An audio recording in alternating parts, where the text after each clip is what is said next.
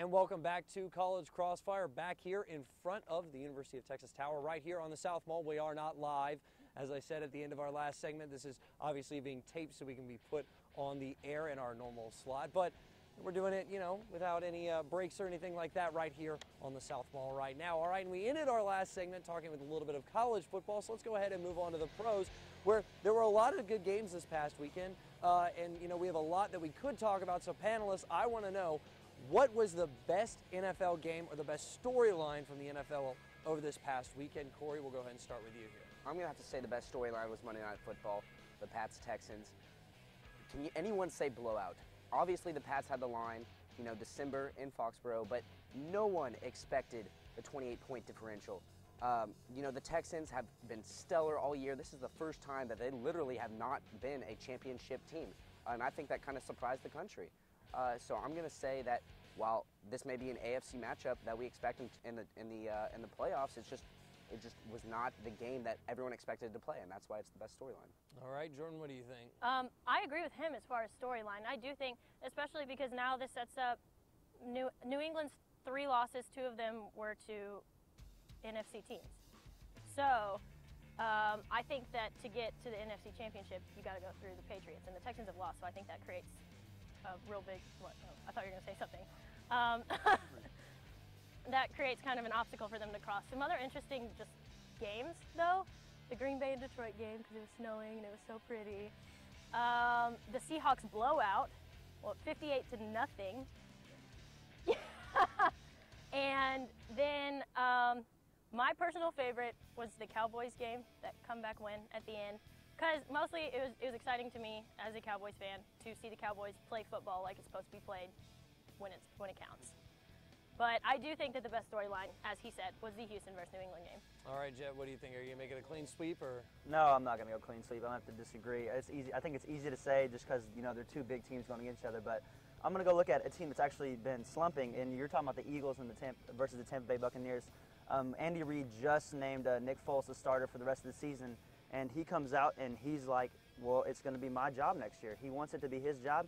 And so he goes out and throws over 300 yards, 2 TDs, and the Eagles finally win. And it's great to see, especially on a last play like that. So it's like you see Andy Reid, like finally the Eagles fans have something to root for next year. Yeah, I was saying, you're talking about Foles. He actually threw for almost 400 yards. I think he had 381 in that game. And of course, leads them down the field, gets the go-ahead touchdown there at the end to put them ahead.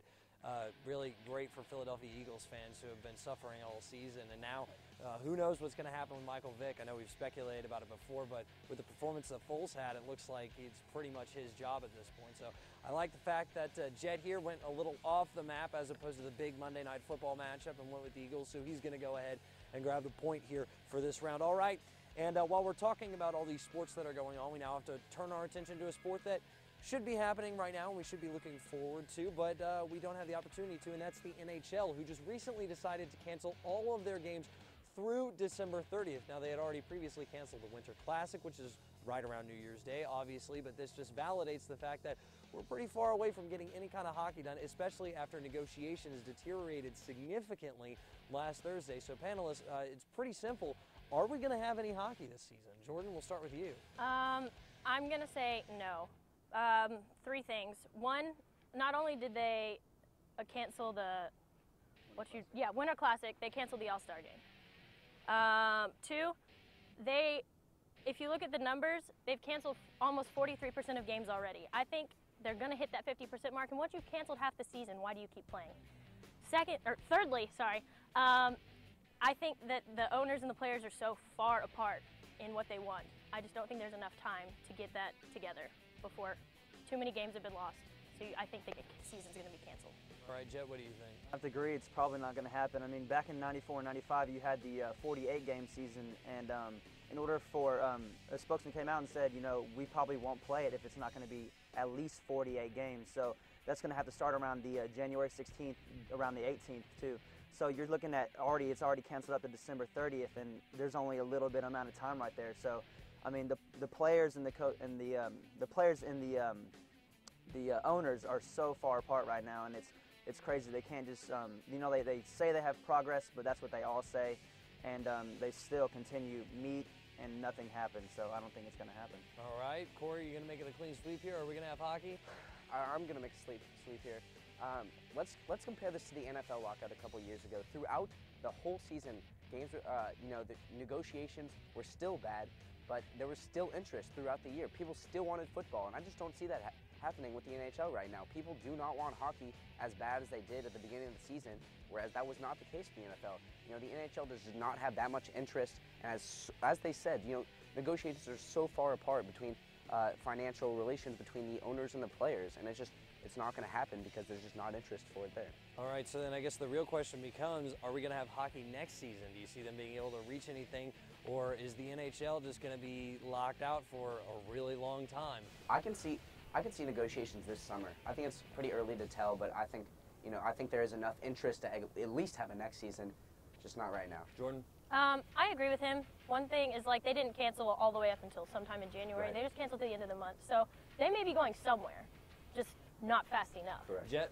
Yes, I think if you miss the entire season, one season is enough for an outrage, and it's enough motivation to get something done. All right. Well, it's the game of competitive agreement right now, so everybody's going to go ahead and grab a point.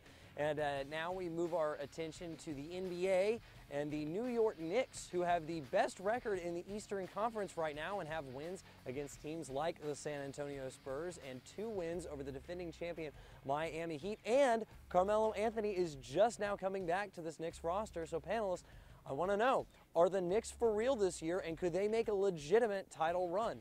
Jet, we'll go ahead and start with you. The Knicks are for real, but when it comes to the playoffs, they are not. See, Amari hasn't come back yet. Amari Stoudemire has not come back yet, and that was the problem with last year. When Amari came back from his injuries, the Knicks kind of faltered a little bit. So you're looking at once he comes back, they got to somehow deal with what they're going to do with him. And Melo does add, but even as a team, like they almost remind me of the Spurs, only a lot younger than the Spurs. So the thing about the Knicks is, they are good. I believe that they'll be up there. They won't be first in the East. I think the Heat will take first, but I don't think they're going to play well in the playoffs, and I don't see them making a legitimate title run. Say, how far out of the playoffs do you see them making it? One and done, or? Oh no, I think they'll run the first round finally. All right. Yeah. Corey, what do you think? I'm going to have to agree, but for different reasons. You look at the West and you look at the East, and there is a large talent difference between the West and the East. You have the West, you have almost everyone is a solid contender for the playoffs, whereas you have the East, you have the top 3 teams, top 4 teams maybe, and after that, it's not really competitive. So I'm going to say the Knicks are for real in the regular season. I think they will keep it up, maybe not at the rate they've been going. I think they'll finish in the top 3, but I just don't see them. I see them one and done in the playoffs because I don't think they can contend with the West.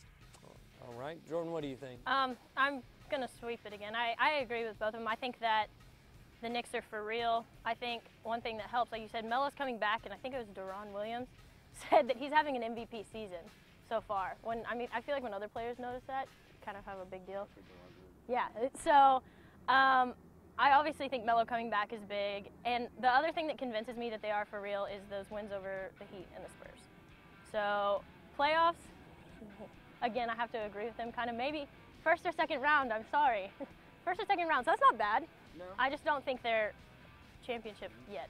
All right, well, yet again, we have a game of competitive agreement, but I'm going to go ahead and give the point to Corey here because I think he made the point here in the fact that with the West, everybody is kind of a title contender, a playoff contender, but in the East, you really only have the top 3 or 4 teams that you're going to have to fight with, and then once you get to the playoffs, those are the only players or the only teams you're going to have to worry about. Okay, well, we're going to take a quick break here on College Crossfire, but don't go anywhere because coming up next, it's your favorite segment. That's right, we're still having rapid fire, even though we are here at the University of Texas Tower. Don't go anywhere. It's College Crossfire.